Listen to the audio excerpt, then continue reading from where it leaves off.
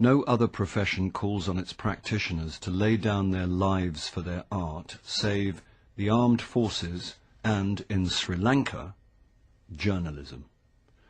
In the course of the last few years, the independent media have increasingly come under attack. Electronic and print institutions have been burned, bombed, sealed and coerced. Countless journalists have been harassed, threatened and killed. It has been my honour to belong to all those categories, and now especially the last. I have been in the business of journalism a good long time. Indeed, 2009 will be the Sunday Leader's 15th year. Many things have changed in Sri Lanka during that time, and it does not need me to tell you that the greater part of that change has been for the worse. We find ourselves in the midst of a civil war ruthlessly prosecuted by protagonists whose bloodlust knows no bounds. Terror, whether perpetrated by terrorists or the state, has become the order of the day.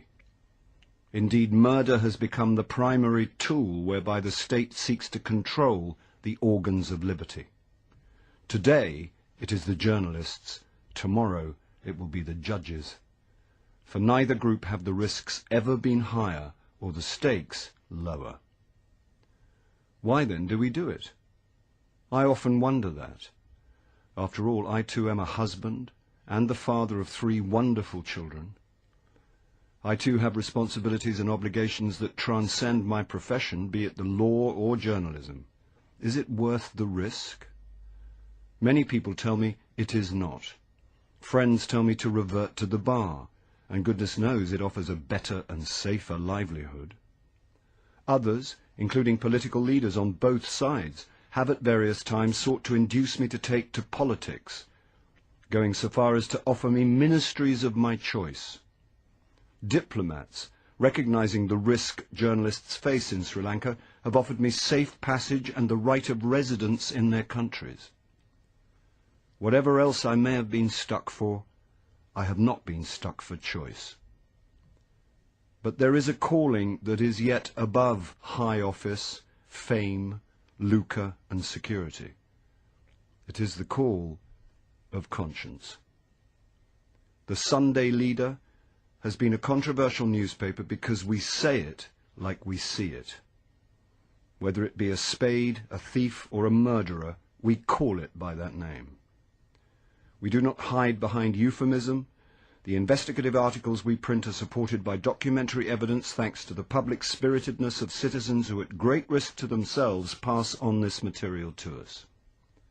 We have exposed scandal after scandal, and never once in these 15 years has anyone proved us wrong or successfully prosecuted us.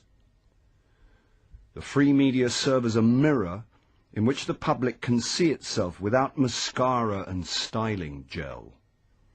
From us you learn the state of your nation, and especially its management by the people you elected to give your children a better future. Sometimes the image you see in that mirror is not a pleasant one. But while you may grumble in the privacy of your armchair, the journalists who hold the mirror up to you do so publicly and at great risk to themselves. That is our calling, and we do not shirk it. The Sunday Leader has never sought safety by unquestioningly articulating the majority view.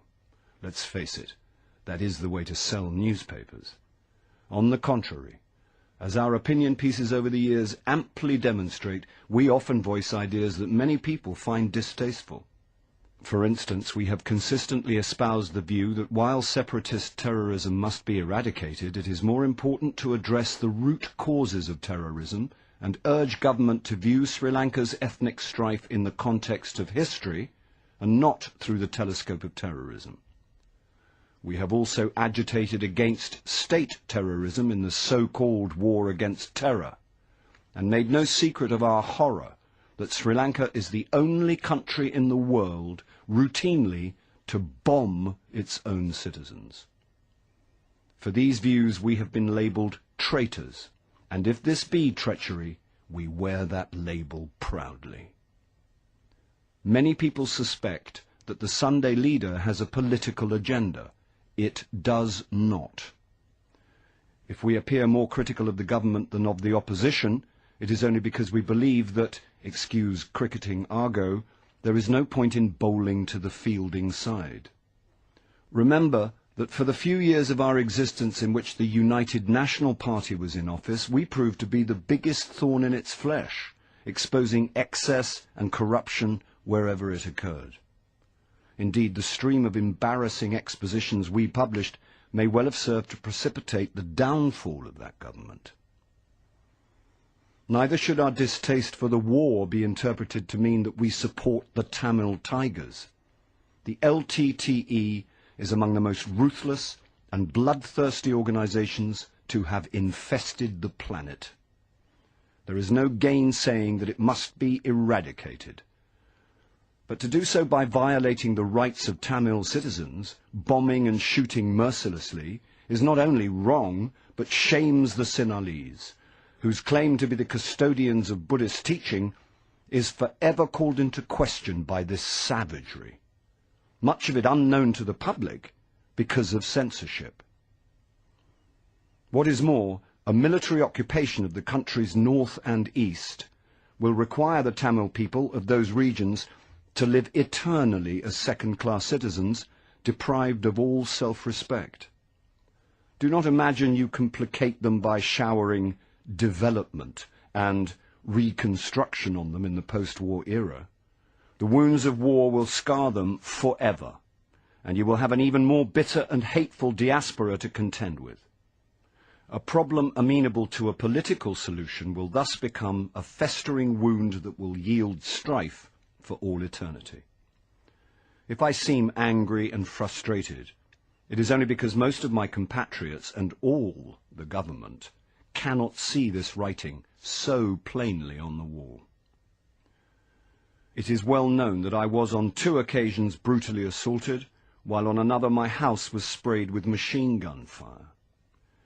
Despite the government's sanctimonious assurances, there was never a serious police inquiry into the perpetrators of these attacks, and the attackers were never apprehended.